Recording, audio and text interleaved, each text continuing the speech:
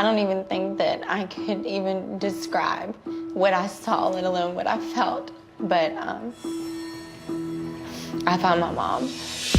A wild child party girl convicted of brutally stabbing her mother to death. Someone broke in my mom because my mom is bleeding. Someone help me right now! Now released from prison after 11 years, So all this is new. she's back in the town that thought she was a killer. She must have just gone berserk. Everybody knew it. Did you have anything to do with the killing of your mother? No. The exclusive 2020 interview. She did not do it. They did not prove that she did anything except do drugs and be a brat. But a lot of people, even family members, think she is a brat who should stay behind bars. Noura said my mom's she needs to go to hell. I heard Noura say, just give me the effing money. Just give me the effing money. There was no rage. There was no money. There was no motive. And there was almost no alibi. That's all we're asking, Noura. Just tell us where you were. So in your opinion, this entire trial was... It was a joke. But the punchline is Noura Jackson spends 11 and a half years in the friggin' pen. Good evening, I'm Elizabeth Vargas. David is away tonight. It is a decade-long saga that concluded just this week, and it revolves around a simple question. Did she or didn't she? At the center is a woman named Noura Jackson, and tonight she's free, but her hometown is convinced she committed a crime as brutal as it is rare. So as you watch, let us know what you think, guilty or not. Here's John Quinones. Come to Western Tennessee and you can catch sight of bald eagles, snow geese, and even white pelicans. But on this steamy Sunday morning, we are there to catch a glimpse of a rare species of Memphis jailbird leaving prison. Noura Jackson is officially a free woman today. A woman convicted of killing her own mother. We're good. And off we go into the wild blue yonder. It didn't feel real.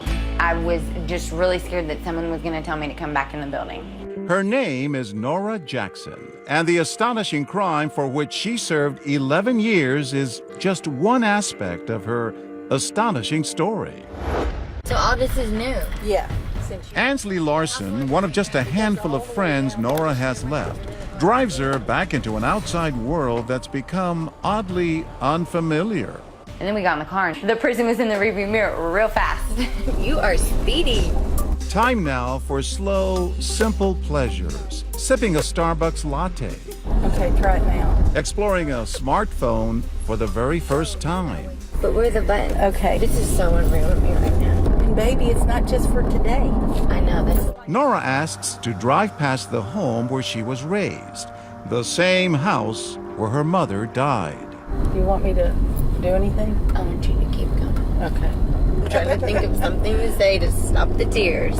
Let yourself go, baby. Stop trying to control it. It's okay. So many memories and so much pain saturate the silence.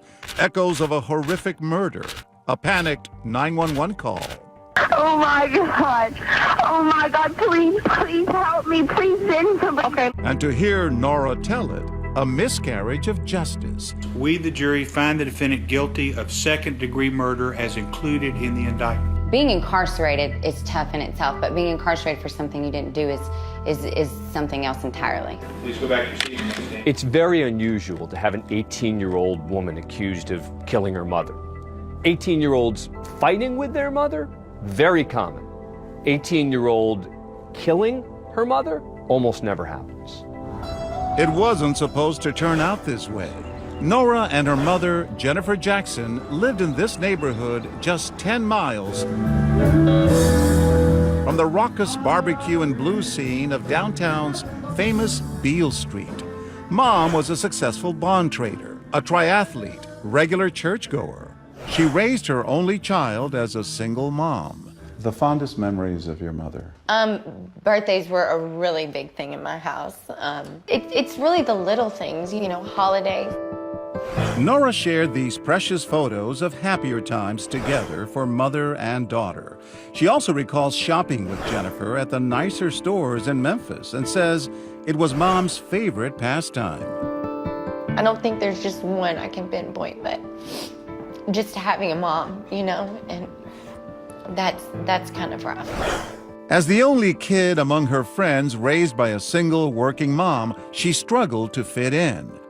For her part, Jennifer Jackson was by all accounts a very permissive parent. And Noura admittedly pushed that freedom to the limit. I had a good life, you know. I was your typical Memphis teenager, I guess.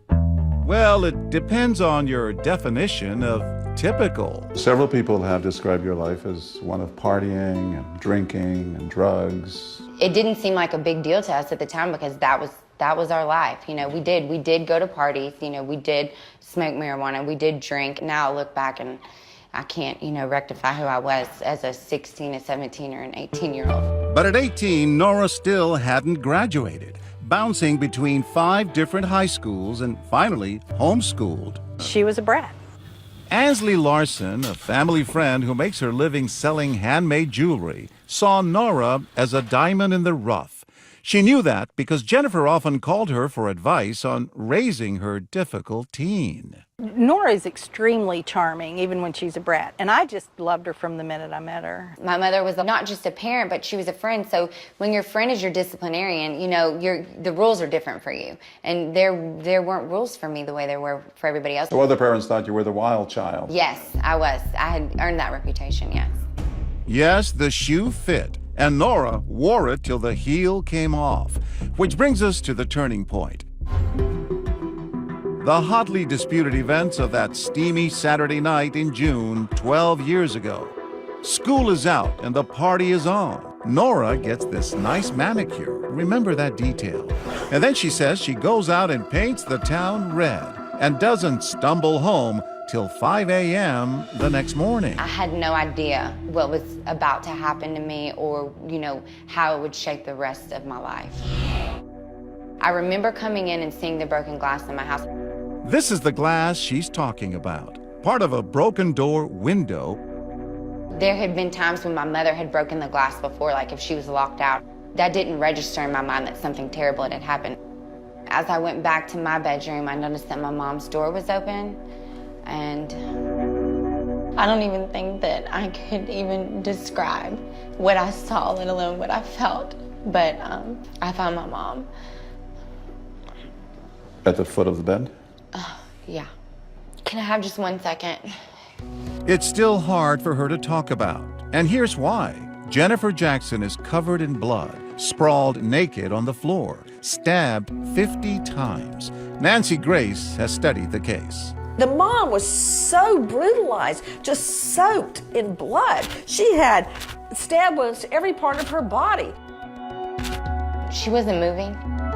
I remember shaking her, and then I remember being scared. I remember running across the street to get help.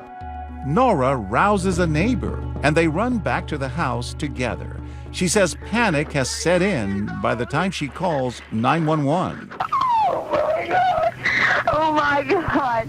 Oh my God, please help me. Please send somebody. Okay, listen to me, ma'am. I need you to calm down, okay, so we can help your mother. Okay? An ugly crime, a pretty victim, and a mushrooming whodunit. The 39-year-old Jackson was killed over the weekend. But what makes this case truly remarkable is that this isn't the first time. Noura Jackson's been through this before. Her father was killed 1.5 years ago. That's right. This is actually the second time one of Noura Jackson's parents has turned up dead. Stay with us.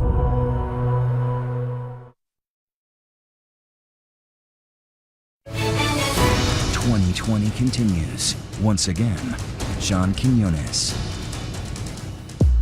As the yellow tape goes up on Jennifer Jackson's front lawn, theories of her murder start blooming like Tennessee passion flowers. Police calling Jackson's murder a home invasion, robbery, homicide. Maybe it's a robbery gone wrong. The house appears to be ransacked, a mess of boxes and packages all over. Yet police soon realize that's because Jennifer Jackson's shopping habit was really more of a compulsion. Nothing was stolen from the home. Nothing was even ransacked or pillaged. But now another disturbing theory emerges, linked to a prior tragedy in Noura's life. Jennifer was divorced from Noura's father, Nazmi Hassania, and coincidentally, Nazmi was murdered as well. Noura Jackson's been through this before. Her father was killed a year and a half ago. We haven't said much about Noura's father because in truth he wasn't around much. This we do know. Nazmi Hassani, born in Lebanon, owned a local limousine company and a gas station convenience store. He named it Noura's Quick Stop after the daughter he rarely saw. He led an alternative lifestyle, to say the very least. On this fateful night in January 2004, the Quick Stop security cameras are rolling when a killer comes to call. Nazmi meets with him off camera and is immediately shot in the head. So it was more or less walk through the front door, walk to the back, fire the shot. A police investigator tells a local station that this doesn't look like a routine robbery. Watch as the killer stashes the security camera tape in his coat, not knowing there's a backup. He goes through the drawers in the office as if he's looking for something, and it's sort of a last-minute thing in which he takes the cash from the cash register. An afterthought. He was really assassinated. Bill Shelton was friends with Nazmi. He feels the killer may have been searching for an incriminating videotape. But why? There's been speculation that it may have been a video of someone in a sexual encounter. A clue. Noura's Quick Stop was between a police precinct and a strip club. Not prime real estate, but perhaps a good place for another kind of quick stop. Nazmi told me once that a policeman had used his back office to have sex with one of the dancers. But wait, there's more. Shelton suspects his friend had quite a dark side. Was Nazmi running a blackmail operation? I've heard other speculation that he had cameras in his limousines and often was filming people having sex with prostitutes. Secret sex tapes? Did someone want them badly enough to kill? That man was looking for something, and then Jennifer later on, 16 months later, was murdered, probably by the same person who killed Nazmi. That is a myth. Things like that only happen in the movies, and this is not a movie. This is real. The murder of Noura's father was never solved, and now her mother has been killed too. The wild child is now an orphan. 18-year-old Noura Jackson returns home to collect a few things just one day after she found her mother's body. Your parents are like the people that bring you into this world, and they're the people that you know, no matter what, have your back. Unconditional love. Unconditional love, yeah. Noura's problems are just beginning because police are suddenly gravitating to a new suspect, her. Fire department, what's the address of the emergency? Their suspicion starts with that 911 call. Somebody look in my house, my mom is bleeding. Somebody help me right now! Listen as the operator asks if her mother has been shot. Ma'am, was anyone shot? No! So when did Noura Jackson get her medical degree? That night? How did she know from a distance her mother had not been shot? Then, those 50 stab wounds. When someone has been stabbed this many times, the authorities will immediately be thinking, this isn't a stranger. This is someone who was angry and enraged. I know that everybody says that means it was personal. I think it means that whoever did it was scared and adrenaline took over and started stabbing just out of their minds. But now, take a look back at the broken window Noura noticed when she came home. The scene is totally staged. There was no intruder because look at the glass that was broken. Only someone familiar with that home would know that there was a lock, a second lock, up beside the broken glass, but it was only visible from inside the house. Did you break that glass? No, I did not. But there's a much bigger question that trips Noura up. Jennifer Jackson was killed sometime between her last phone call with Noura at 12:20 a.m. and that 911 call at 5. So where exactly was Noura during that time? You were not in that house? No, I was not in that house. Before 5 o'clock? Before 5 o'clock, no. That's what she says. Noura's story to the cops? Her evening kicks off at a local Italian festival. Then she hits 2 house parties. After a phone call with her mom, Noura buys cigarettes at 12:46. Then at 4:20, she buys gas before heading home. But what about this? Between 1 and 3 a.m., Noura's cell phone goes oddly quiet. And then there's this, something she failed to mention to the cops. A 4 a.m. stop here at this Walgreens to buy first aid supplies for a cut on her hand. I could watch that Walgreen security footage all day long. She couldn't stop the blood on her hand. In fact, she takes the paper towel, and it's all on video, away from the cashier and starts trying to staunch the flow of blood on her hand. The most damning evidence, though, Noura, is that videotape of you at Walgreens buying emergency first aid supplies, the peroxide, the bandages. Right, which is why I probably neglected to tell the police that. I was put in a locked room. They started making a very big deal about the cut on my hand, I just got that feeling that something wasn't right. So no, I was not forthcoming with information, but not because I had anything to hide, but because I felt like I was being looked at. Yes, she was. And 3 months later, the party is officially over for Noura Jackson. She's arrested for her own mother's murder. And even if matricide is a rarity, the good people of Memphis seem to think Noura had it in her. She must have just gone berserk. You know, I don't know. I hate to throw that in, but that's the way we all feel. Everybody knew it. Everybody. Did you have anything to do with the killing of your mother? No. Could it have been that you were high? You said you were smoking weed, you did drugs. Maybe you were in a drug haze and did this. No, I won't deny that. I smoked marijuana that night. We had been drinking, amongst other things, but no, I didn't kill my mother. But now the die is cast, and Noura's hard partying reputation and that controversial cut are about to cause trouble for her in court. The biggest problem for her in this case, what she was doing that night and how she cut her hand. But could that fresh manicure be Noura's best defense? We'll be back. The Shelby County Justice Center in downtown Memphis is about to become a coliseum for 2 legal gladiators. In Noura Jackson's corner, a pit bull of a defense attorney named Valerie Corder, who loves a legal dogfight almost as much as she loves her dog, Beasley. Why would you take this case on pro bono? I have a soft spot for people who are being bullied or treated unjustly or unfairly.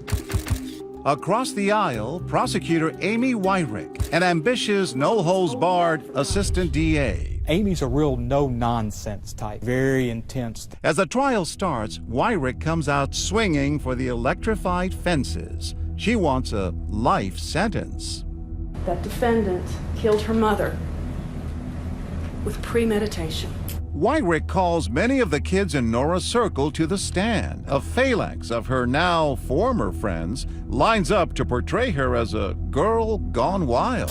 On the stand today, we heard from more of Noura Jackson's friends. She liked to use Xanax bars, pharmaceutical drugs, cocaine, mushrooms on occasion. How much did that hurt her case? Significantly. Noura's friends admitted to doing much of the same alongside her. Most of the stuff they said was true. I mean, she was doing that. But so were they. If the behavior that she exhibited was grounds for mother murder, then why aren't all those other children's mothers dead? They were right along with her. Aside from soiling Noura's reputation, the prosecution raises questions about her behavior on the night of the crime. This is the neighbor Noura ran to for help after finding her mother's body. He grabbed his gun and ran back with Noura. And I got to that front door first, and I took a deep breath. I do remember that she went in the door before me, and I thought, there's somebody in that house. If you thought somebody was in the house and you thought your mother was injured, why would you have run back in before the guy with the gun? A lot was made of my actions, you know, of what I did or didn't do, or, you know, but I don't think they write a handbook on stuff like that. If my mother had been murdered, I'd be running all over the place without realizing what I was doing. And anyway, why would Noura murder her own mother? To answer that, the prosecution paints a picture of a relationship in crisis. Jennifer Jackson, they claim, was finally trying to rein in her untamed daughter. She was just out of control. Judge Chris Kraft presided over the case. She was shutting down her lifestyle and was going to send her somewhere where she wouldn't be able to have sex and drugs. And that was the motive for the killing. There was a portrayal of her as not only friction in their relationship, but much more than that, much more violent, much more antagonistic. That is the theme of this damning testimony from one-time friend Kirby McDonald. Noura said, my mom's a she needs to go to hell. You know what? My mother was a bitch sometimes too, and sometimes I wanted her to go to hell. I don't know if Noura said that or didn't say that, but so what if she did? They're teenage girls, for heaven's sake. Noura says it never happened. Did you argue about partying and curfews? I didn't have a curfew. We had things that we didn't agree on, but there was a respect there. I didn't have things for my mom. Another suggested motive? Money. Prosecutors claim Noura's deceased father left behind a sizable estate. The defense denies that, but neighbor Sheila Koch says Noura was salivating for cash. I was out on the street walking my dog, and they were coming in. And I heard Noura say, just give me the effing money. Just give me the effing money. And it's not just friends and neighbors pointing the finger. Now, remarkably, Noura's own family has come to court, not to praise her, but to bury her. Here's Noura's uncle, Eric Sherwood. I asked Noura if she had any idea about my sister's death, anything, to help out with the detectives. And she just basically just put her head down, wouldn't say anything. That was it. He also tells the court that he had heard Noura pressing Jennifer about her assets and life insurance just days before she was murdered. Your own uncle testified that you killed your mother because you wanted the money. That's the one that hurt me. That's the one that pierced my heart. Noura's aunts also pile on, hoping to send their own niece to prison.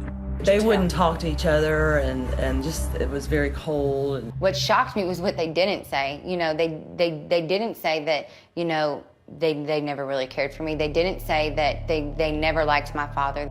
It's never helpful when your family isn't on your side in a case where someone is accused of killing a family member. Noura's aunts say the real reason they turned on her is because she could never explain where she was at the time of the crime. I would have given her any lawyers or anything she needed if she had an alibi and could prove to me where she was or who she was with when my sister was murdered. And she said, I don't know. And now the prosecution's key witness, her quiet, reserved friend, Andrew Hammock, who they hope will blow Noura's alibi out of the water. Andrew Hammock describes his and Noura Jackson's relationship at the time as, quote, friends with benefits. He tells the jury he exchanged calls and texts with Noura around the time of the murder. He says she told him she was at the house and asked him to meet her there. She also left a string of messages. It was throughout the night, and the last thing I do remember when I woke up the morning of June 5th, is I had a text message or a voicemail that said, answer. I need to talk to you or something. And what about that suspicious cut? The biggest problem for her in this case are her own words, her own differing accounts of how she cut her hand. Let's count. She claimed that she cut it at a tying festival. She told me that she was in her house chasing her kitten through the kitchen and cut it on some glass. She said that she cut it on barbed wire. She cut it trying to get the cat out of the garage. I burned it cooking macaroni and cheese. I've cooked a lot of Kraft mac and cheese, and I never gashed my hand open and raced to Walgreens for Band-Aids. All these people testified that there were different stories you gave about how you got that cut in your hand. I mean, I gave my statement to the police, and I will allow that to speak for itself. That statement matches the first version, that she cut it at that Italian festival. But then why, prosecutors ask, was there a cover-up, literally, despite the steamy 90-degree heat? For days afterward, wearing nothing but long sleeves that she held in her wrists like this to try to cover up that cut. I mean, what more do I have to tell you? Yes, I wore long sleeves. I was known for that. I mean, my father's Lebanese. I have very, very hairy arms. I used to shave them when I was younger. The battery of witnesses, the wafer-thin alibi, the questionable cut. None of it looks good for Noura. But wait, will DNA found at the scene get her off the hook? Not only was Noura's DNA not found in the room, but someone else's was. Stay with us.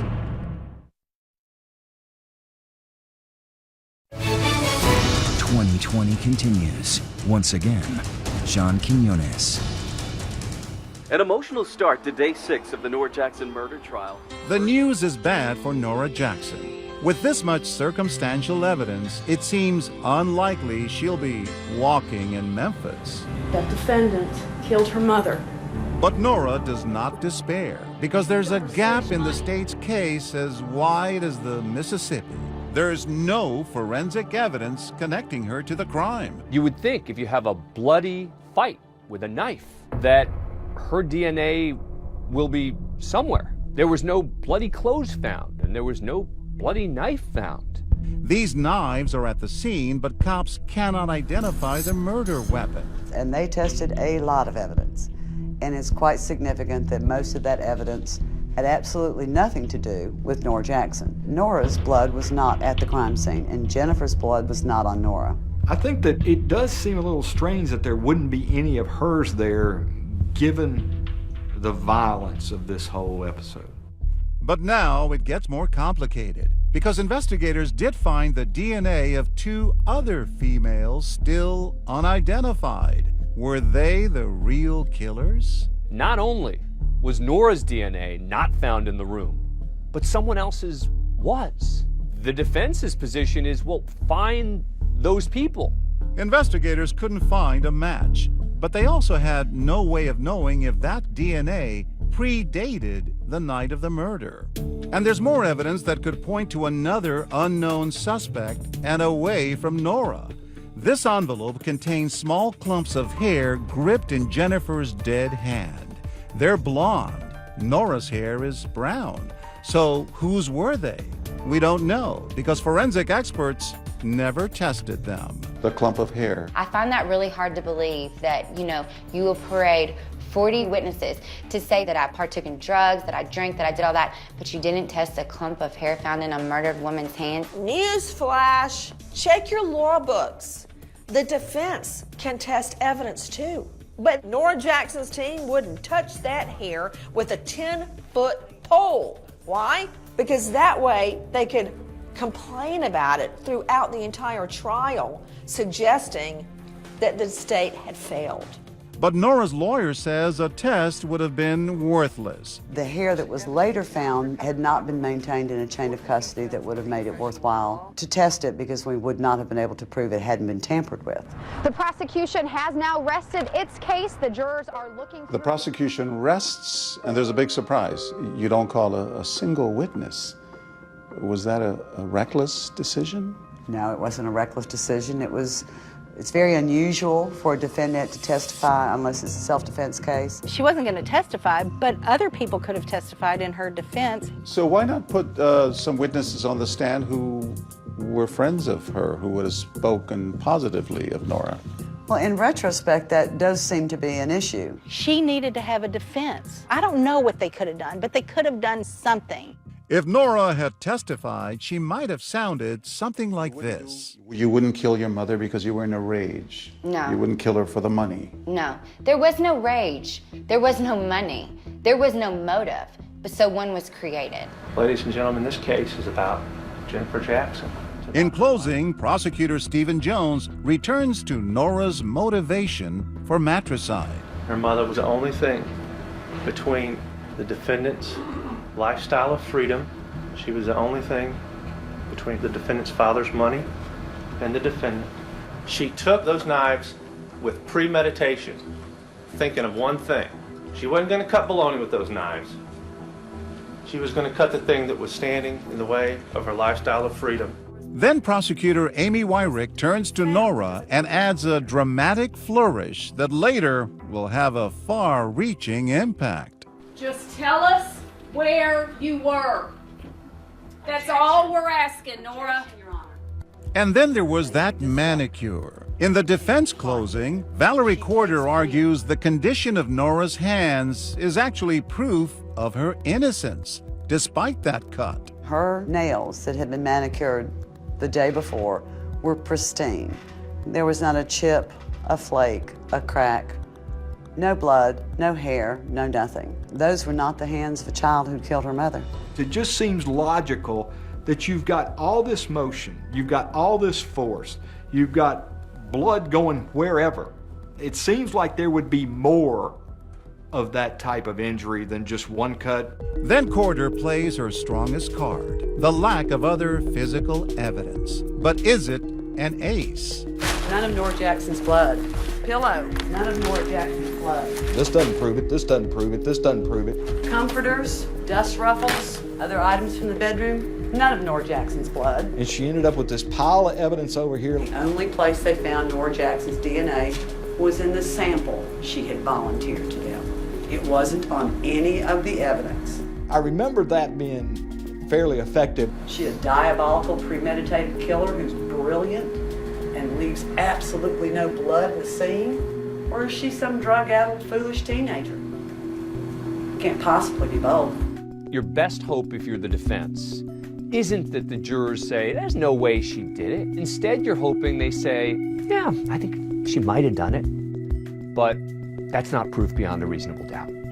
When we return, there's a verdict. But is there justice? How the prosecutor winds up on the hot seat. We really like to talk to you about this. Why can't we sit down and talk to you? And make an appointment like everybody else. Stay with us.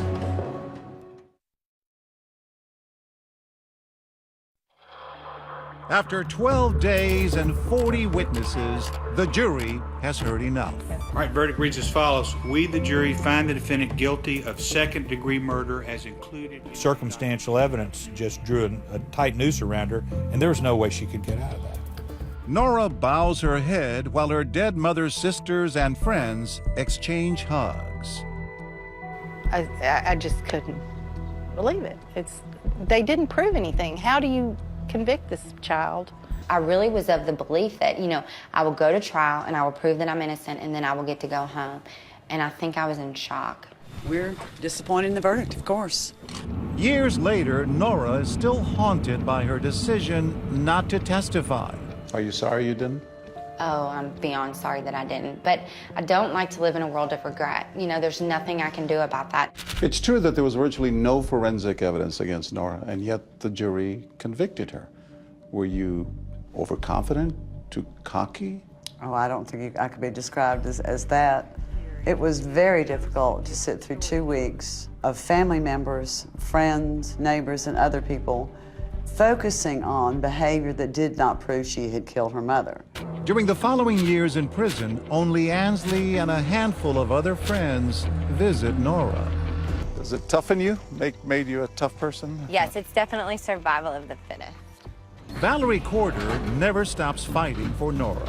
Over the next 11 years, while her client is doing her orange is the new black thing, Corder appeals the case all the way up to the Tennessee Supreme Court with newsworthy results. Here's more information on Noura Jackson's case. Remember prosecutor Amy Wyrick's big law and order moment? Just tell us where you were. That's all we're asking, Noura. Those words, according to Corder, violated Noura's constitutional right not to testify. It was a rhetorical question, but the Supreme Court, in their wisdom, decided that that was a comment on Noura's choice to remain silent. And remember that key witness, Andrew Hammock, the only one who put Noura at the crime scene?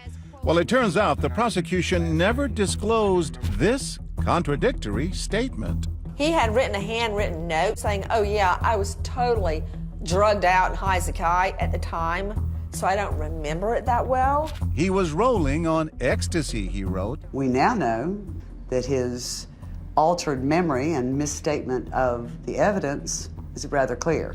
The Tennessee State Supreme Court ruled last night for Noura Jackson to get a new trial. Oh my God, I was ecstatic. I didn't even believe it. I was watching television in my cell, and I saw my name, and it said Noura Jackson to receive new trial. And I mean, I can't even begin to express the emotions that I had. Recent news that she's getting a new trial has Noura supporters saying it's about time. So in your opinion, this entire trial was... It was a joke.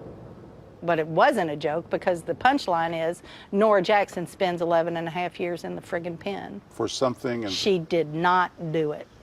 Now a retrial looms, but it doesn't look like that throng of prosecution witnesses is too eager for a repeat performance. Other witnesses have indicated to us that they were not cooperative and not willing to come forward. So both sides compromise. Jackson and her attorneys accepted a plea deal from prosecutors of voluntary manslaughter, avoiding a potentially lengthy new trial. Noura signs what's called an Alford plea. An Alford plea is a sort of bizarre legal option. She basically said, I will accept responsibility for this, I will take the punishment for this, but I have to be able to say that I didn't do it.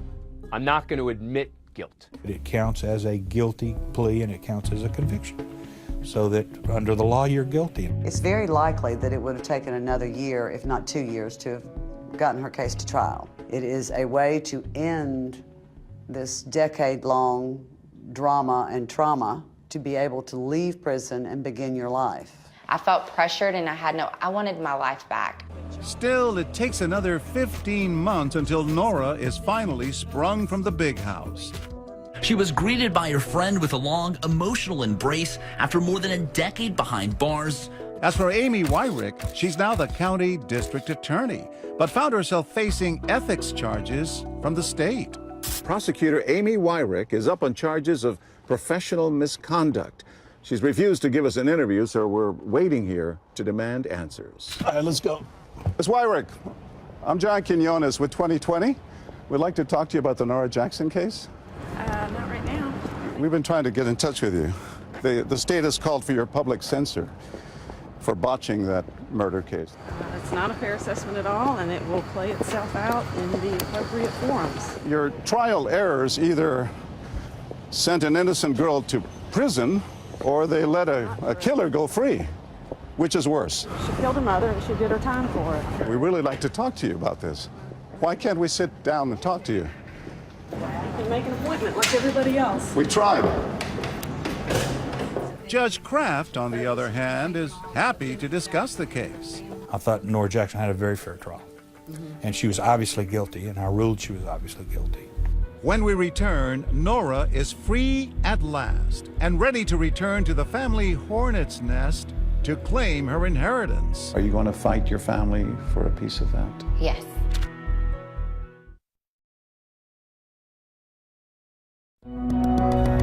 The morning of her release from prison, Noura walks into Ansley's house, her new home, one of the few places in Memphis where she's still welcome. I want to go outside, can I? Yeah. They've always had a great backyard. It's just so nice to be able to go outside if I want to go outside and to not, have to get someone's permission.